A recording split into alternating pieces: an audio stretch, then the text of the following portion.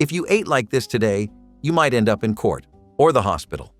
In the 1910s, dinner came with no warning labels, no ingredient lists, and no rules. It was normal then. It's illegal now. And once you see what made it to the plate, you won't believe we ever survived it. Back in the 1910s, refrigeration wasn't as common, and milk was often a challenge to preserve. To solve this problem, some dairies turned to a highly controversial ingredient: formaldehyde. This chemical, which is better known as a preservative for dead bodies, was added to milk to keep it fresh longer. It allowed milk to travel great distances without spoiling, making it an essential method in the days before modern refrigeration. However, this practice went largely unregulated at the time, and many consumers were completely unaware of the danger. Formaldehyde in milk was not only harmful but potentially deadly, as prolonged consumption could lead to serious health problems. It wasn't until the mid-1900s that formaldehyde was officially banned from being used in food products. Imagine drinking something so toxic, all in the name of convenience and preserving freshness. Today, formaldehyde is considered a carcinogen, and its use in food would be illegal almost everywhere. The next time you pour a glass of milk, be thankful for modern refrigeration and strict food regulations. And speaking of questionable ingredients, let's move on to how candy was once made using toxic chemicals. Bright, vibrant candy, the kind that catches your eye from the candy shop window, was not always as safe as it looked. Back in the early 1900s, candy makers used coal tar dyes to give their products a burst of color. These dyes, derived from the same source as the industrial byproduct of coal, made candies, jellies, and even fruit preserves look more appealing. But the colorful sweetness came with a deadly cost. The dyes were far from food safe, with many of them being linked to harmful health effects, including cancer and neurological damage. They were cheap to produce, easy to use, and highly effective at making treats look more appealing. Unfortunately, consumers didn't realize the dangers, and the practice went largely unregulated until the mid-1900s, when better awareness and testing methods revealed the toxic nature of these coal tar dyes. It wasn't until stricter food regulations were enacted that these dyes were banned. This dangerous practice is a reminder of how far we've come in food safety. Now, imagine a time when even meat was being treated with chemicals for preservation. Let's take a look at the bizarre practice of curing meats with something as harmful as borax. Borax, a chemical commonly found in household cleaners and laundry detergents, had another rather shocking use in the 1910s. It was used to preserve meat. Yes, you heard that right. At the time, people were unaware of the potential dangers of borax, and it was commonly added to meats like ham and bacon to help prevent spoilage and extend their shelf life. The idea was that the borax would kill off bacteria and keep the meat from going bad, making it a convenient and cheap solution for preserving food. But what consumers didn't know was that borax is toxic to humans. Despite its dangers, the use of borax in food was widespread, and many people were unknowingly eating it. It wasn't until food safety standards improved that the use of borax in food was outlawed. Looking back, it's shocking that something so harmful was so commonly used in food preservation. And speaking of risky ways to stay healthy, let's move on to another dangerous product: radium-laced tonic water. During the early 1900s, people were fascinated by the idea of radiation and its supposed health benefits. After all, radium was seen as a miracle substance that could cure all sorts of ailments. In fact, it was touted as a source of vitality and energy, and it wasn't long before radium started to show up in all sorts of products, including tonic water. Yes, you read that correctly. Tonic water. Some companies marketed radium-laced tonic water as a way to boost energy levels and improve overall health. The tonic supposedly glowed in the dark, giving it an otherworldly appeal that only added to its allure. While radium was celebrated as a wonder element at the time, it was soon discovered that exposure to radiation was harmful, and prolonged use could lead to severe health problems, including cancer. But in the 1910s, no one knew the dangers yet, and people consumed radium-infused products without any concern. It wasn't until the devastating effects of radiation exposure became clear that such products were banned, but by then, Many people had already been exposed. From glowing drinks to stimulating treats, let's now take a look at another shocking concoction: cocaine-laced Coca-Cola knockoffs. Before Coca-Cola became the iconic drink we know today, it was actually a very different beverage. In its early days, Coca-Cola contained a small amount of cocaine. While this wasn't unique to Coca-Cola alone, many other drinks and tonics included cocaine as an ingredient. Coca-Cola was one of the most popular products to use it. The cocaine content in Coca-Cola was initially used for its stimulating effects. At the time, people didn't understand the addictive properties or the dangerous health effects of cocaine. It was seen as a harmless stimulant, and it was even marketed as a medicinal remedy for everything from headaches to fatigue. But as the dangers of cocaine became clearer, the company removed it from their formula, and the product evolved into the Coca-Cola we know today. It wasn't until the early 20th century that the government began regulating cocaine in beverages, and by then, the risks were well known. Today, the very thought of drinking something laced with cocaine is shocking, but back then, it was just another part of everyday life. And now, let's move on to one of the oldest practices in milk production: unpasteurized street milk. Unpasteurized milk, often delivered straight from the cow, was a common sight in many households during the early 1900s. Unlike today, where pasteurization is a standard practice to kill harmful bacteria, milk back then was consumed without any treatment to eliminate pathogens. This milk was often still warm from the cow, giving it a rich, fresh taste, but it also posed serious health risks. Unpasteurized milk could contain harmful bacteria such as tuberculosis, brucellosis, and E. coli, which could lead to serious illnesses or even death. Many people unknowingly consumed this milk, relying on local milkmen who delivered it directly to their doors. The practice continued for decades, as the importance of pasteurization wasn't widely understood. The milk, often sold in large glass bottles, was sometimes even reused, adding another layer of contamination risk. Despite the potential dangers, people were often unaware of the risks or simply had no other choice. It wasn't until scientific advancements revealed the connection between unpasteurized milk and foodborne illnesses that the practice started to be phased out. Today, drinking raw milk is illegal in many places, but back in the 1910s, it was just part of everyday life. If you think that was bad, though, wait until you hear about the dangers lurking in your canned food. Let's move on to how lead seals were once used to close cans, unknowingly introducing a whole new level of risk.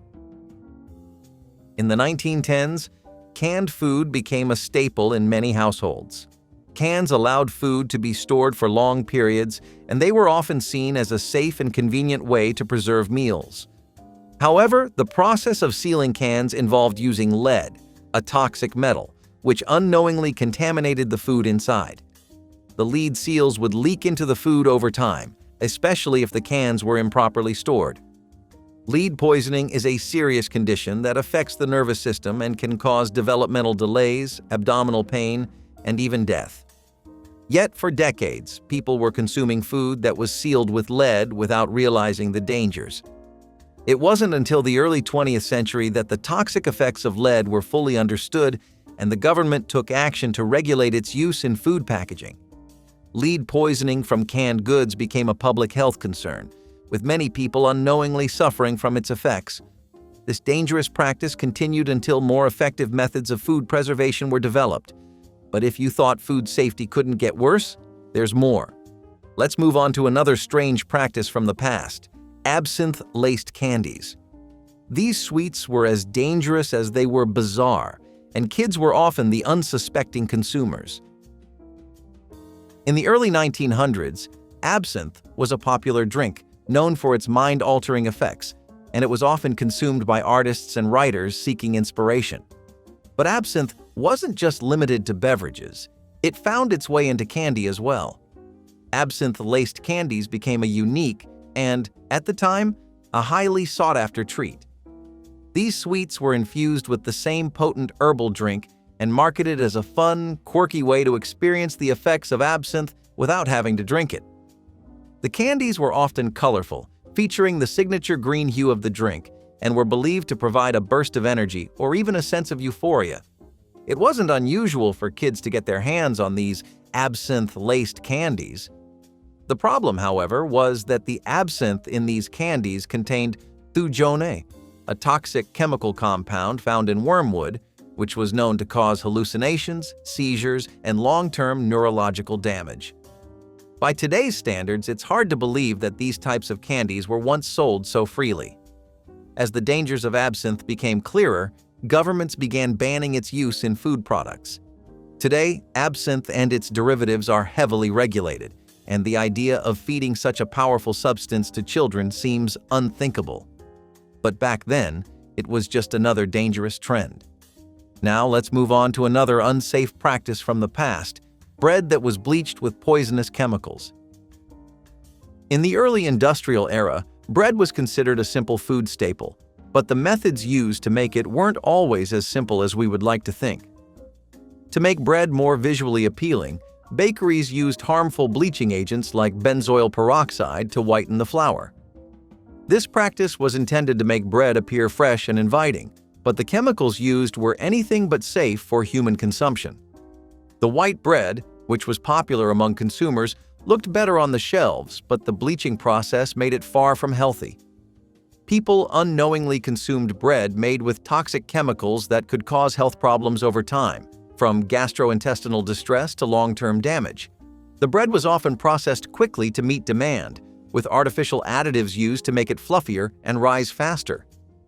The government did not yet have the stringent regulations it has today, so these chemicals remained in food production for years, putting the public at risk. It wasn't until later in the 20th century, when food safety regulations became stricter, that the harmful chemicals used in bread production were banned. Today, consumers are more aware of the ingredients in their food, and bread is made using healthier methods. While the process of bleaching bread may be a thing of the past, it serves as a reminder of how far food safety has come. And speaking of harmful substances, let's move on to another troubling practice from the past: cough syrups that contained heroin. In the early 20th century, cough syrups were widely used to treat everything from a simple cough to more serious respiratory issues. But what most people didn't know was that many of these syrups contained heroin. At the time, the dangers of heroin and its addictive properties were not well understood, and it was commonly used in over-the-counter medicines. These syrups were marketed as safe, effective remedies, with the promise of soothing coughs and easing discomfort. The syrup, containing heroin, would provide temporary relief, but it also carried a high risk of addiction. Heroin was considered an acceptable substance in medicine back then, and many unsuspecting consumers, including children, were given it as a treatment for their symptoms. It wasn't until the 1920s, when the addictive nature of heroin became widely recognized, that the government stepped in and regulated its use. As a result, heroin was removed from many cough syrups, and stricter controls were put in place for its medical use. However, this practice went on for years before it was outlawed, causing many to suffer the consequences of addiction. Moving from one risky practice to another, let's explore the dangers of unregulated patent meats, which were often made with dubious ingredients. In the early 1900s, patent meats were sold in tins, marketed as a convenient and cost-effective option for families. The term patent referred to meat products that were patented by manufacturers, promising a standardized product. However, what consumers didn't know was that these meats were often unregulated, and their ingredients were questionable at best. Many of the meats sold in tins contained low-quality cuts, and sometimes they were made from unknown or unsanitary sources. The canning process itself also left room for contamination, as the metal cans were not always properly sealed, leading to bacteria growth in the product. For many years, consumers trusted these patent meats without any real insight into their safety. Health issues linked to unregulated canned meats were largely unaddressed until later in the century, when food safety laws became stricter and more focused on ensuring that meat products were inspected for quality and cleanliness. In today's world, the thought of buying canned meats without oversight seems unimaginable, but at the time, these products were part of daily life. Now that we've seen how meat could be dangerously processed, let's move on to another food trend from the past: lard-rich everything. Lard, a cooking fat made from pig fat, was once the go-to ingredient in kitchens around the world. In the early 1900s, it was used in almost everything, from cooking to baking, and even as an ingredient in packaged food. Lard was cheap, accessible, and versatile, making it an essential part of many recipes. However, the health implications of consuming lard weren't fully understood at the time. Lard is high in saturated fats, which have been linked to heart disease and other health problems. But in the early 20th century, lard was seen as just a normal part of everyday life, and it was used liberally in everything from pastries to frying. Lard was even found in processed foods that we would never expect, such as canned soups, sauces, and even baby food. It was considered a cheap way to add flavor and texture, but its overuse contributed to health problems that weren't understood until much later. As health awareness increased and people began to understand the risks associated with high-fat diets, the use of lard started to decline. But let's not forget how widespread lard consumption once was. Now let's move on to another controversial food: turtle soup made from endangered species. Turtle soup has long been considered a delicacy in many parts of the world, but in the 1900s, it was far more than just a rare treat. It was a popular dish often made with sea turtles. The problem with this, however, was that turtles, particularly sea turtles, were and still are endangered species. In the past, there were no strict regulations regarding the hunting of sea turtles, and they were hunted in large numbers for their meat, which was considered a prized ingredient for making rich, flavorful soups. Turtle soup was a staple in some upscale restaurants, and was even commonly prepared in homes as it was considered an exotic and prestigious dish. By the mid-20th century, it became illegal to hunt sea turtles in many countries, and the practice of making turtle soup from endangered species slowly faded away. But even as we moved away from eating endangered species, another troubling food trend emerged: wild game from unknown sources. Let's take a look at this risky practice. Wild game has always been a part of many cultures, with hunters relying on it for food for centuries. However, in the early 1900s, wild game was often harvested from unknown or unregulated sources, posing serious health risks. Without proper checks or inspections, people could easily end up consuming meat from animals that were sick, diseased, or improperly handled. Wild animals such as deer, rabbit, and boar were often hunted without oversight, and without modern regulations in place, there was no guarantee that the meat was safe to eat. In some cases, the wild game wasn't even properly identified, leaving consumers to unknowingly eat animals that might not have been fit for consumption. Over time, hunting and game laws became more regulated, ensuring that wild meat was inspected and that hunters followed proper procedures. Today, hunting is closely regulated in most countries to ensure the safety and sustainability of wildlife populations. But in the past, it was a much riskier way to procure food. Now let's take a look at another unregulated food: homemade sausages with no inspections. In the early 1900s, sausages were a popular food, but the process of making them wasn't always as sanitary as it should have been. Homemade sausages were often made without any formal inspections or regulations, meaning that people could be consuming sausages made from questionable or unsanitary ingredients. In many cases, the meat used to make sausages was not properly handled or stored, and the ingredients weren't always up to standard. Sausage makers sometimes relied on scraps of meat or leftovers from other cuts, which increased the risk of contamination. Without the oversight of health inspectors, there was no guarantee that the sausages were safe to eat, and cases of foodborne illness due to improperly prepared sausages were not uncommon. In some instances, sausages were even made using meat that had been spoiled or exposed to bacteria, which could lead to severe illness. It wasn't until the mid-1900s, as food safety laws became stricter, that the production of sausages began to be properly regulated. And now that we've covered risky meats, let's explore another controversial food item: raw oysters harvested from polluted rivers. Raw oysters, once considered a prized delicacy, were often harvested from polluted waters, particularly in the early 1900s.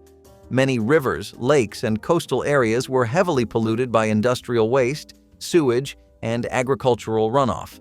Since oysters filter the water around them for food, they inevitably absorbed harmful bacteria, chemicals, and other contaminants. This made them potentially dangerous to eat, particularly when consumed raw. Despite the obvious health risks, raw oysters were a popular item on many menus, especially in coastal regions. They were served as appetizers in fine restaurants or sold by street vendors, often with little regard for their safety.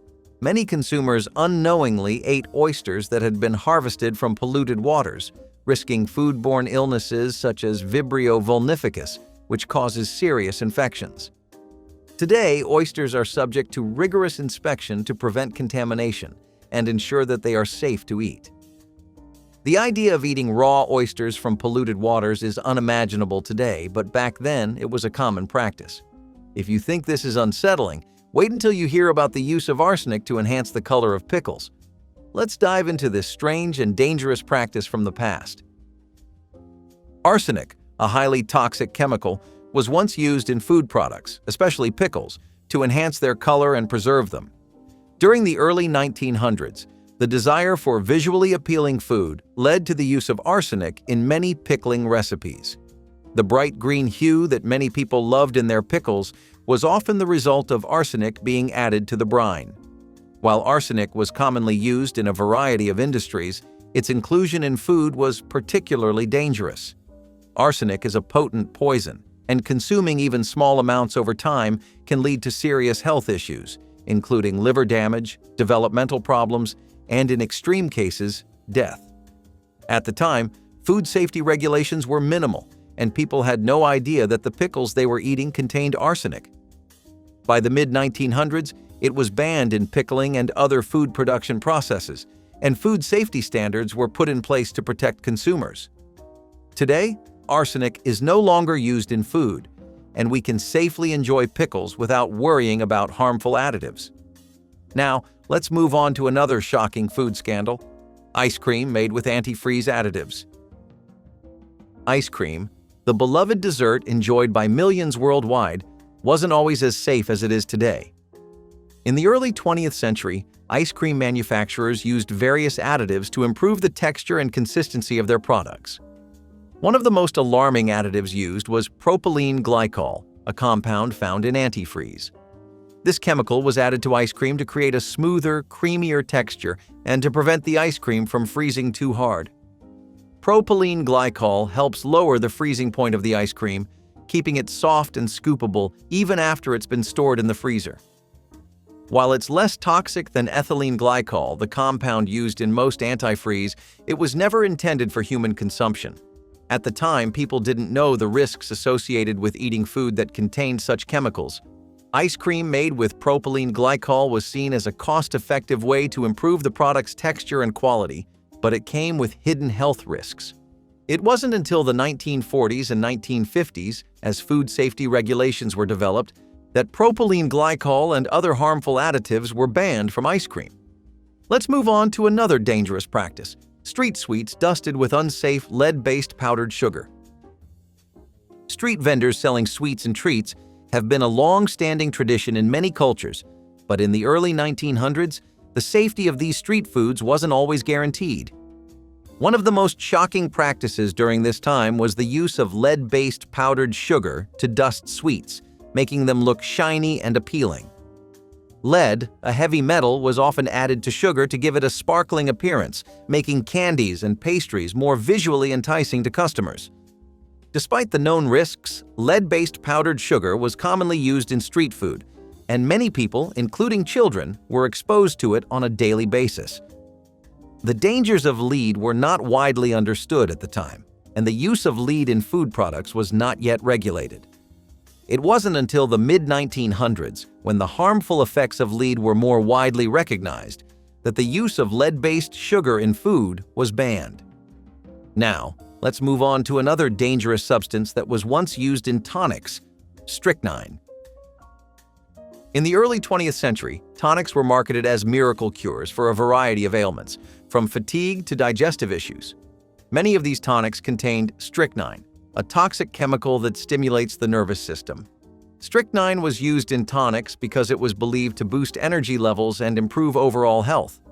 It was considered a stimulant, and people consumed it regularly in the belief that it could help with everything from exhaustion to loss of appetite. Despite these risks, strychnine was included in tonics that were sold over the counter, and people consumed them without understanding the dangers.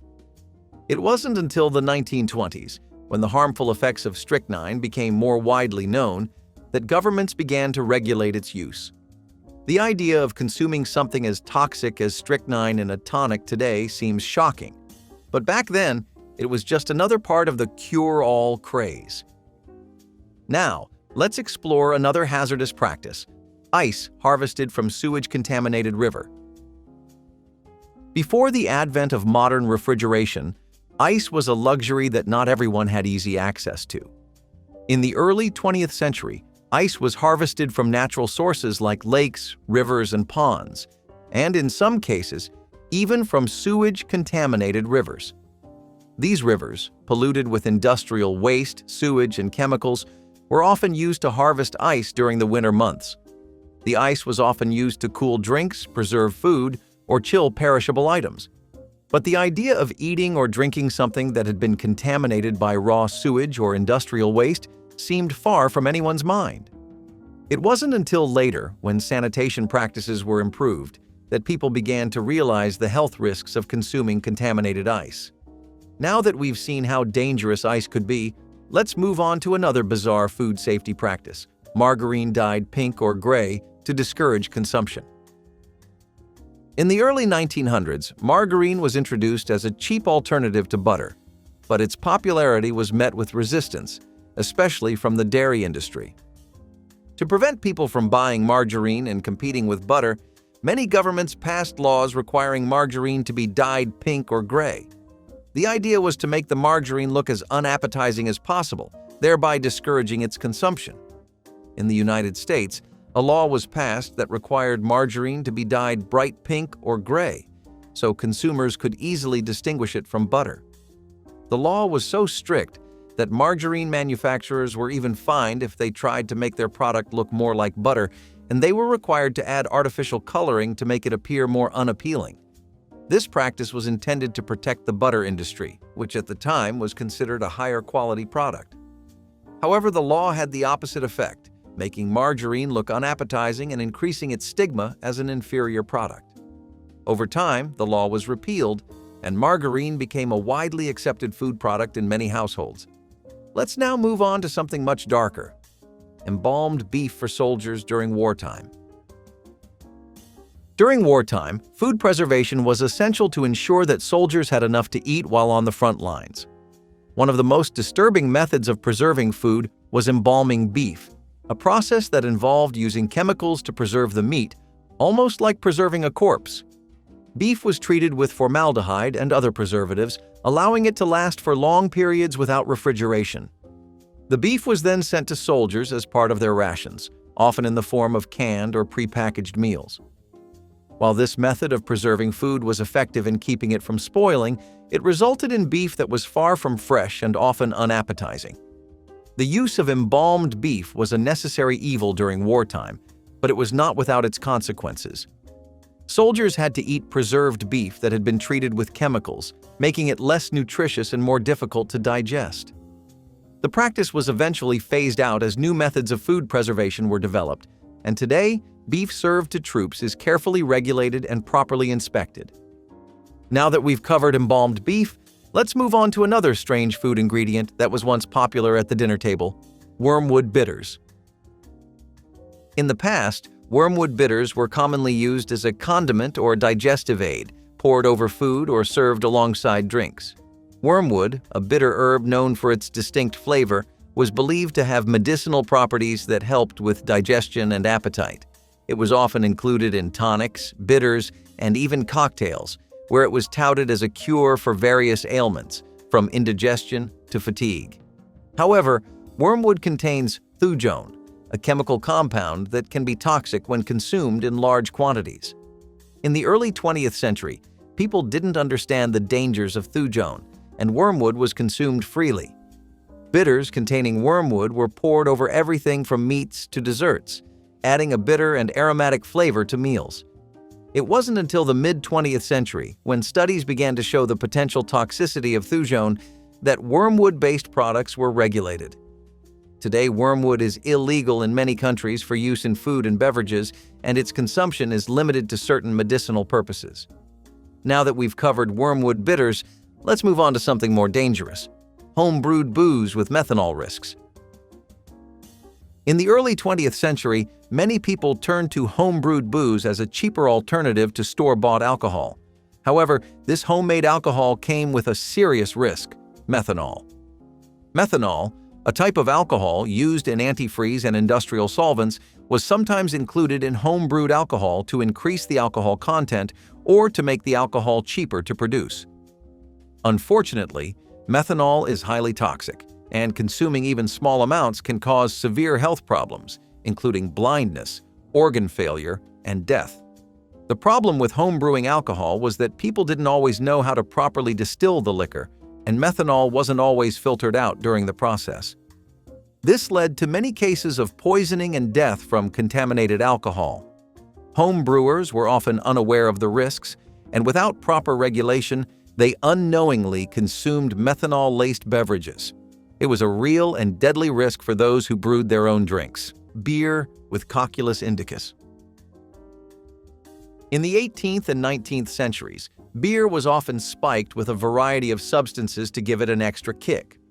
One of the most notorious additives was Cocculus indicus, a plant-derived narcotic that was used to enhance the effects of alcohol and make the beer more intoxicating. The berries of the plant contain picrotoxin, a poison that can cause nausea, dizziness, and even seizures. In the days before modern regulations and quality control, vendors added these substances to create a stronger, more appealing product, particularly when alcohol was in short supply. While the narcotic did indeed heighten the effects of the beer, it also posed a serious health risk, with some beer drinkers experiencing dangerous side effects.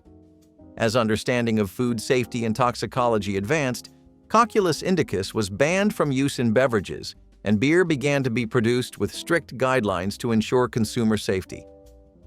Today, the idea of spiking beer with narcotics is a thing of the past. For much of American history, brewing beer at home was a tradition as old as the country itself. Families crafted their own recipes, adjusting flavors to their liking. But by the early 20th century, Prohibition changed everything. Even after it was repealed in 1933, one strange law remained. While making wine at home was legal, brewing beer was not. That didn't stop people, though. By the 1970s, home brewing was a quiet but thriving underground hobby. People who wanted fresh, custom-made beer often turned to home brewing kits, handed-down recipes, or straight-up improvisation. Fermenting was done in basements, garages, or wherever a bubbling carboy could be tucked away. It wasn't just about cost savings, it was about control. Store-bought beer in the 70s was mostly light, mass-produced lagers. If you wanted something with real character, you had to make it yourself. Legally speaking, though, that homemade brew was contraband. The law didn't exactly make sense, and by the late 1970s, it finally changed. In 1978, President Jimmy Carter signed a bill legalizing home brewing for personal use. That small change set the stage for the craft beer revolution that exploded decades later. A household staple for decades, canned tuna was a go-to choice for quick meals and affordable protein. Packed with convenience and a mild flavor that fit everything from sandwiches to casseroles, its popularity surged throughout the 20th century. But hidden beneath its silver lid was an ingredient no one had bargained for: mercury. Some brands of tuna contained alarmingly high levels of the toxic metal, a risk that went largely unnoticed in the 1960s when food safety regulations had yet to catch up with modern science. Back then, concerns over contaminants weren't front-page news. The average consumer had little reason to suspect that a simple tuna salad might come with a side of neurological damage. Mercury, a heavy metal that can accumulate in the body, posed serious health risks, especially for pregnant women and young children. Symptoms of mercury poisoning included cognitive impairments, muscle weakness, and developmental issues, hardly what anyone expected from a lunchtime staple. As research progressed, regulatory agencies stepped in. By the 1970s, the FDA began imposing stricter limits on mercury levels in seafood, and today, guidelines recommend limiting the consumption of certain fish. Let's now move on to another controversial ingredient: candy made with vermilion. Vermilion, a vivid red pigment made from mercury sulfide, was once used in candy to create a bright, attractive color. It was particularly popular in jawbreakers and lozenges, where its intense red shade made the candy visually striking. However, the dangers of vermilion were well known, as mercury is a toxic heavy metal that can cause a range of health issues, including neurological damage and kidney failure. Despite the risks, manufacturers continued to use vermilion in candy for its vibrant color until the toxic effects became impossible to ignore. The use of mercury sulfide in food products was eventually banned, and candy makers were forced to find safer alternatives for coloring their products. Today, the use of mercury in food products is heavily regulated, and the bright red colors in candies come from non-toxic alternatives.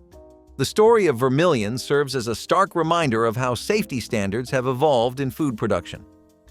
By the 1970s, the diet food industry was booming. With calorie counting in full swing, people were looking for ways to satisfy their sweet tooth without the guilt. Saccharine became the answer. Found in everything from diet sodas to sugar-free desserts, it was a game changer. Hundreds of times sweeter than sugar, yet with none of the calories. It didn't taste exactly like sugar, but for those determined to stay slim, it was close enough. Saccharine had actually been around since the late 1800s, but it wasn't until the mid-20th century that it took over the diet market. People stirred it into their coffee, poured it over cereal, and downed it in soft drinks like Tab. It was everywhere, until scientists started raising concerns. In the early 1970s, studies linked saccharin to bladder cancer in lab rats, setting off alarm bells. The FDA responded by mandating warning labels on products containing the sweetener, effectively scaring off a lot of consumers. Despite the controversy, Saccharine never fully disappeared. Later research suggested the rat studies didn't translate directly to humans, and by 2000, the cancer warning was removed. Today, it's still around, though it competes with newer artificial sweeteners. Back then, though, it was the diet craze's best friend, until it wasn't. In the mid-20th century, the agricultural industry was on a mission to maximize production, and antibiotics played a key role in that effort. One in particular, chloramphenicol, became a popular choice for keeping livestock healthy and increasing meat yields. Farmers saw it as an efficient way to prevent infections in crowded conditions, while food producers benefited from higher output. For a time, it seemed like a win-win until scientists uncovered the serious health risks lurking beneath the surface. Unlike some antibiotics that merely disrupt digestion, chloramphenicol posed a far more alarming danger: aplastic anemia, a rare but potentially fatal condition where the body stops producing enough blood cells. The problem wasn't just with direct exposure. Traces of the antibiotic could linger in meat and dairy products, making their way onto dinner tables across the country. Consumers had no way of knowing that their Sunday roast might come with a side of medical complications. As evidence mounted, regulators took action. By the 1980s, chloramphenicol was banned in food production in many countries, including the United States. Today, strict testing ensures that no remnants make it into the food supply. Mornings in the 1970s often started the same way: parents sipping their coffee, kids getting ready for school, and, in many households, children drinking coffee right alongside the adults. It wasn't unusual. In fact, in some families it was encouraged, especially in certain cultural traditions where a little coffee with milk and sugar was considered perfectly fine for young ones. Some parents even believed it helped build character or made kids feel more grown up. Coffee for kids wasn't just about the caffeine, it was part of breakfast. Some children dunked their toast into it, while others drank a watered-down version, often loaded with sugar. It wasn't uncommon for grandparents to pour a little into a toddler's bottle, swearing it would keep them calm, an idea that hasn't exactly aged well. But as health studies evolved, concerns over caffeine's effects on developing bodies became harder to ignore. Doctors warned that regular consumption could stunt growth, interfere with sleep, and even lead to increased heart rates. While coffee itself was never banned for kids, the cultural norm slowly faded. Today, it's more likely to raise eyebrows than fill sippy cups. But back then, a cup of joe before school wasn't shocking. It was just part of growing up, one jittery sip at a time. Speaking of unsafe practices, let's look at another toxic ingredient: lard mixed with borax. Lard, a staple fat in cooking for centuries, was often used to preserve foods and add texture, especially in baked goods. However, to prolong its shelf life and improve its appearance, vendors would mix lard with borax, a chemical compound known for its preservative properties. While borax helped make the lard last longer and look cleaner, it was also highly toxic. Borax, when ingested, can lead to a range of health issues, from gastrointestinal distress to more severe symptoms like kidney damage and reproductive issues. Back in the day, consumers were unaware of the potential dangers of borax in food products. As awareness of food safety grew, the practice was banned, and the use of borax in food was regulated strictly. Now, let's talk about a product that once provided comfort to parents but was incredibly dangerous. Back in the 1970s, hot dogs were everywhere, at ballparks, backyard cookouts, and school cafeterias. Whether boiled, grilled, or roasted over an open flame, they were an American staple. What few people realized, though, was that those perfectly pink Franks owed their color and long shelf life to a heavy dose of sodium nitrates. These preservatives kept hot dogs looking fresh and safe from bacterial growth. But over time, concerns started sizzling. Nitrates and nitrites were widely used in processed meats, not just for preservation, but also to enhance flavor. The problem? Studies began linking high nitrate consumption to potential cancer risks, particularly due to their conversion into nitrosamines, compounds found to be carcinogenic in lab tests. While no one was dropping their hot dog at the site of a study, health experts started warning against excessive consumption, especially for kids who were already eating them by the dozen. By the late 20th century, regulations tightened, and manufacturers began reducing nitrate levels while introducing uncured options with natural preservatives like celery powder. Today, nitrate-free hot dogs are an alternative, but traditional versions still exist, just with stricter oversight. In an era defined by boundless optimism and experimental remedies, a curious tonic emerged: Ratithor, or radioactive water. During a time when scientific breakthroughs were celebrated without the benefit of modern safety protocols, this radium-infused elixir was marketed as a miracle drink, promising renewed vitality. Companies boldly touted its rejuvenating properties while food safety oversight was in its infancy, and regulations lagged behind the fervor for innovation. Although endorsements by well-known figures lent it credibility, users eventually discovered that regular consumption led to severe health risks, including bone decay and radiation poisoning, a grim reminder that not every scientific experiment was a step forward. Intriguingly, advertisements depicted Ratithor as a fountain of youth in a bottle, a claim that today would undoubtedly trigger public outcry rather than applause. Its popularity stemmed from the era's trust in emerging technologies and a willingness to embrace unconventional treatments during uncertain times. The tale of Ratithor serves as a compelling chapter in our culinary and pharmaceutical history, highlighting a period when progress sometimes outpaced prudence. Speaking of harmful substances, let's explore another dangerous preservative used in food: sausages preserved in formaldehyde. In the past, preservation methods were often as concerning as they were convenient. One of the most shocking methods involved the use of formaldehyde to preserve sausages. The chemical, known for its use as an embalming agent, was used to keep sausages fresh longer. While it prevented spoilage, it also introduced a deadly risk. Consuming even small amounts of formaldehyde can cause serious harm, including respiratory problems, liver damage, and even cancer with long-term exposure. The use of formaldehyde in food preservation would make today's USDA regulations shudder, but back then, it was just a common practice. Ostra was born out of the 1960s drive to reinvent everyday food. This fat substitute promised guilt-free indulgence without the extra calories. Its introduction coincided with a time when scientific optimism often outpaced regulatory oversight. As the industry celebrated a marvel of chemical engineering, food safety protocols were only just beginning to catch up, leaving a gap that allowed unanticipated health concerns to emerge. Consumers embraced Ostra for its novelty and promise of a lighter future, even as emerging reports hinted at severe gastrointestinal distress.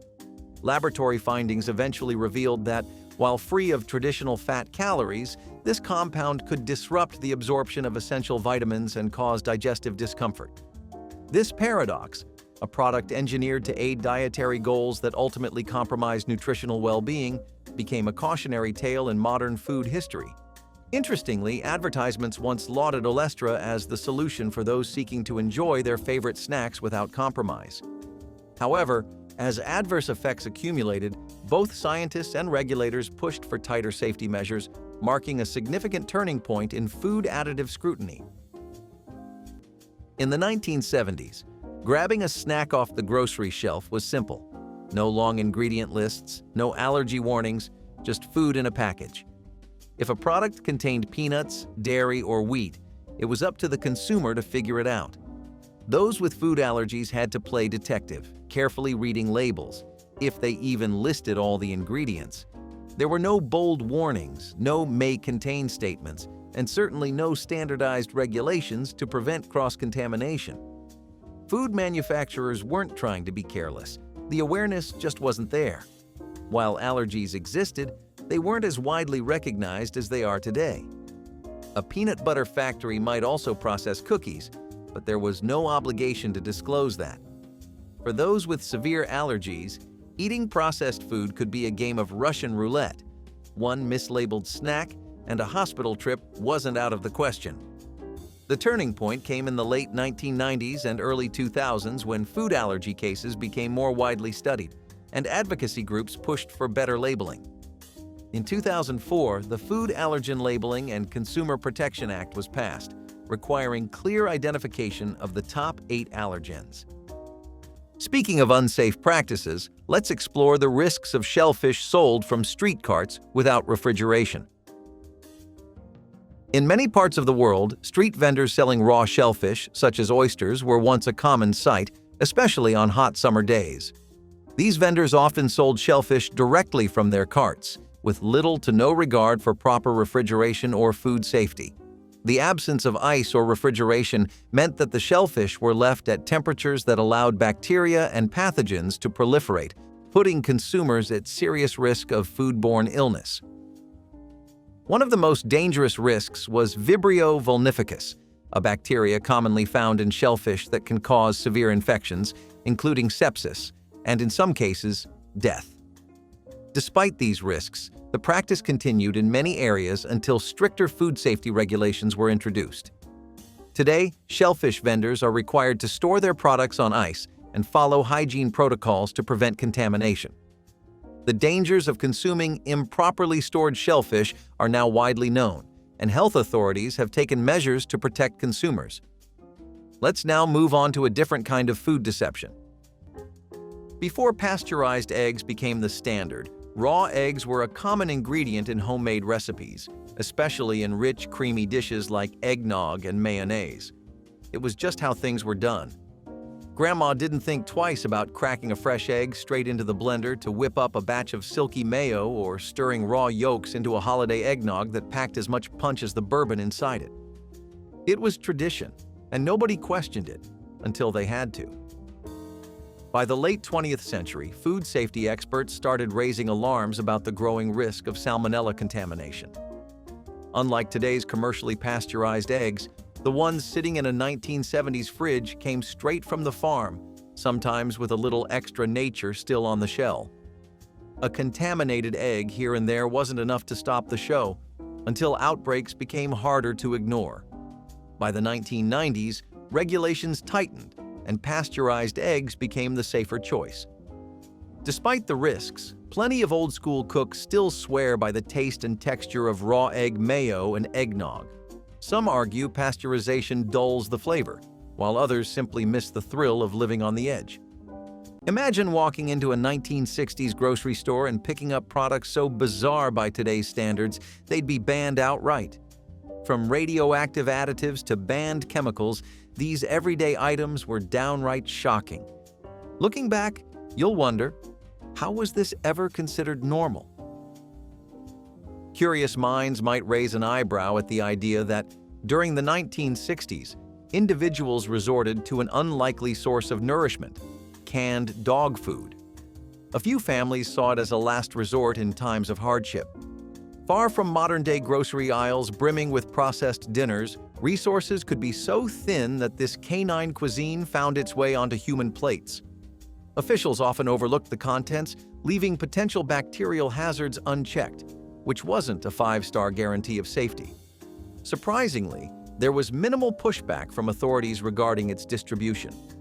Without modern health inspections, contamination occasionally slipped by, raising concerns about sanitation and disease. Despite these risks, the product's easy availability attracted desperate shoppers, who discovered it was cheaper than most meat options. That affordability turned it into a peculiar standby, although tastiness was sometimes questionable at best. Regulations were not particularly strict back then, so certain labels didn't specify the exact ingredients lurking within each can. Reflecting on that era reveals a culture willing to stretch a dollar when the cupboard ran bare. Now, let's explore a food safety issue involving ice: street ice cream made with contaminated ice.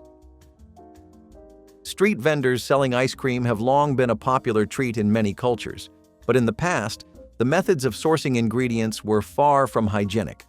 One of the most dangerous practices involved using contaminated ice harvested from polluted rivers. This ice, often tainted with human and animal waste, would be used to chill the cream mixture, creating a serious health risk for anyone who consumed the ice cream. The contamination could lead to serious foodborne illnesses, as the bacteria and viruses from the waste could easily spread through the ice and into the ice cream. In many cases, vendors had little to no regard for food safety regulations, and as a result, these icy treats became a breeding ground for disease. But the history of contaminated street ice serves as a reminder of how far we've come in terms of food hygiene and safety. Few chemical names have caused as much unnecessary panic as dihydrogen monoxide. Despite sounding like something from a lab experiment gone wrong, this so-called hazardous substance was, in reality, nothing more than water. The term became the centerpiece of a long-running joke, highlighting how scientific jargon could manipulate public perception. In an era when food safety concerns were growing, misinformation had the power to create fear, even over something as essential as water. The 1960s saw increasing scrutiny over food additives, preservatives, and chemical compounds in everyday products. With rising concerns about artificial ingredients, people became more wary of what they consumed. The dihydrogen monoxide hoax played into that anxiety, proving how a lack of understanding could turn a necessity into a perceived threat. The irony? Every person alarmed by its presence had already been consuming it their entire lives. Though water itself is harmless in moderation, it's technically possible to overdose on it, a rare but real condition called water intoxication, where excessive consumption disrupts the body's sodium levels. Speaking of dangerous additives, let's look at another food product once tampered with: milk adulterated with chalk or plaster dust. To increase profits, some unscrupulous milk vendors resorted to watering down their milk and adding fillers like chalk or plaster dust. These additives were cheap and plentiful, making them an easy way to bulk up the product without sacrificing too much on volume. Unfortunately, this practice left consumers with milk that was less nutritious and potentially harmful. Chalk and plaster dust might have increased the appearance of volume, but they offered no real nutritional value and posed serious health risks. These practices were part of a larger issue of food adulteration during a time when regulations were lax and consumers had little protection. Over time, stricter regulations and quality controls were put in place to ensure that milk and other food products met basic safety standards. Today, milk is carefully monitored to prevent such adulteration, But the history of these dangerous additives is a reminder of why food safety is so crucial. In the 1960s, packaging was more about durability and design than long-term safety, and nowhere was that more evident than in lead-based paint on food containers. Vibrant labels, eye-catching colors, and a sturdy finish made these containers look appealing on store shelves. But hidden beneath the surface was a toxic hazard. Lead-based paint, commonly used in everything from household walls to children's toys, also found its way onto food packaging, a decision that, in hindsight, was as dangerous as it sounds. At the time, lead's risks weren't fully understood by the general public.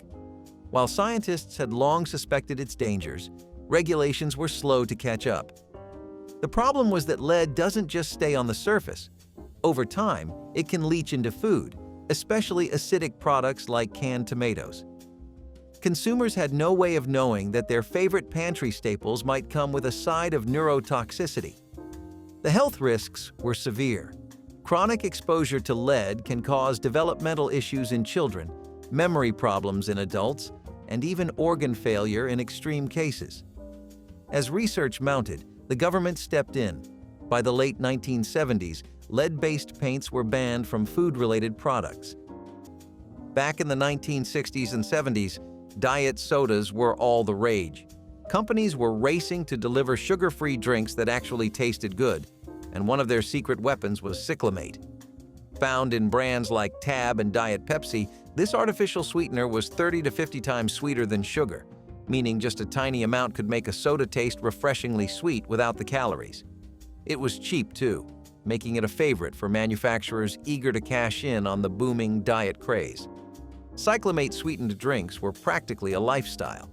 People who wanted to cut calories but still enjoy a fizzy treat stocked their fridges with them. You'd see slim cans of Diet Right or No Cal sitting next to casseroles and TV dinners, ready to be cracked open with a satisfying hiss. It was the go-to drink for weight-conscious Americans, and many swore it tasted better than the saccharin-based alternatives. But by 1969, the party was over. After studies linked cyclamate to bladder cancer in lab rats, the FDA swiftly banned it. The science was debated for years. Many argued the amounts tested were excessive, but the ban stayed. Next, let's dive into a food practice that used to be common for color: pickles soaked in copper sulfate for color. Bright neon green pickles were once a popular visual treat, particularly in jars lining grocery store shelves. The vibrant color was achieved using copper sulfate, a toxic heavy metal compound that gave the pickles their eye-catching, unnatural hue. While it may have made the pickles look more appealing, copper sulfate was also dangerously poisonous when ingested. Chronic exposure to copper can lead to liver and kidney damage, and even acute poisoning can cause gastrointestinal distress, nausea, and vomiting. Despite the health risks, the practice of using copper sulfate in food was once widespread, especially in pickles and other preserved vegetables. As food safety regulations tightened over the years, copper sulfate was banned in food products, and pickles were no longer allowed to be artificially colored with this harmful compound. Today, the bright green hue of pickles is either naturally achieved or left to a more muted, authentic color. As we've seen with food additives, safety regulations have evolved. Now let's take a look at another food that was dangerously altered for effect. For much of American history, wild game meat wasn't just for hunters, it was for sale. In rural areas, local butchers and roadside markets offered everything from venison to wild rabbit, often sourced straight from the woods.